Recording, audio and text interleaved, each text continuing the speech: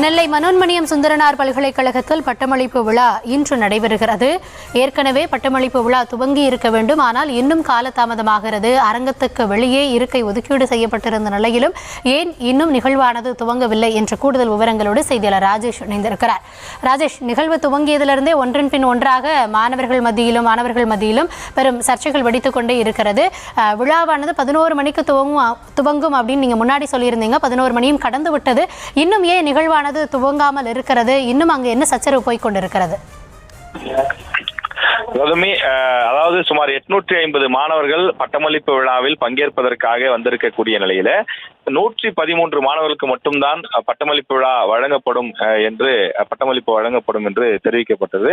அதற்கு மாணவர்கள் எதிர்ப்பு தெரிவித்த நிலையில பிறகு அனைவருக்கும் ஆளுநர் கையால் பட்டங்கள் வழங்கப்படும் என்று சமாதானம் செய்யப்பட்டது. தற்போது மாணவர்கள் அனைவரும் உள்ளே அமர்வதற்கான வசதி இல்லை. காரணம், உள்ளே இருக்கக்கூடிய அறை என்பது ஒரு சுமார் 400 முதல் 500 பேர் மட்டுமே அமர்வதற்கான வாய்ப்பு இருக்கக்கூடிய ஒரு அறையாக இருக்கின்றது. ஆனால் மற்றவர்கள் கிட்டத்தட்ட நாம் திரையிலேயே பார்க்கின்றோம், சுமார் ஒரு 200 300 பேர் வெளியிலே காத்திருக்கக்கூடிய நிலை இருக்கின்றது. நாங்களும் இந்த பட்டமளிப்பு விழாவில் பங்கேற்பதற்காக ஆளுநர் கையால் பட்டம் வாங்குவதற்காக தானே வந்திருக்கின்றோம். பிறகு நாங்கள் மட்டும் ஏன் வெளியிலே காத்திருக்க வேண்டும்? எங்களையும் உள்ளே அனுமதியுங்கள். உள்ளே இடமில்லை என்றால் வேறு பெரிய அரங்கத்தில் ஏற்பாடு செய்ய வேண்டியது உங்களுடைய பொறுப்பு. நாங்கள் எதற்காக வெளியில் காத்திருக்க வேண்டும் என்று அவர்கள் கோரிக்கை விடுத்திருக்கின்றார்கள். எனவே ஆளுநர் வரக்கூடிய நேரத்தில் இது போன்ற சலசலப்புகளுக்கு இடம் கொடுக்க வேண்டாம் என்ற அடிப்படையில தற்போது மாணவர்கள் அனைவருக்கும் இருக்கையை ஏற்பாடு செய்வதற்கான பணிகள் நடைபெற்றுக் கொண்டிருக்கிறது. அதனால் ஏற்கனவே திட்டமிட்டபடி 11 மணிக்கு இந்த பட்டமளிப்பு விழா தொடங்காது. இன்னொரு அரை மணி நேரம் தாமதமாகுவதற்கான வாய்ப்பு இருப்பதாக தெரிகின்றது.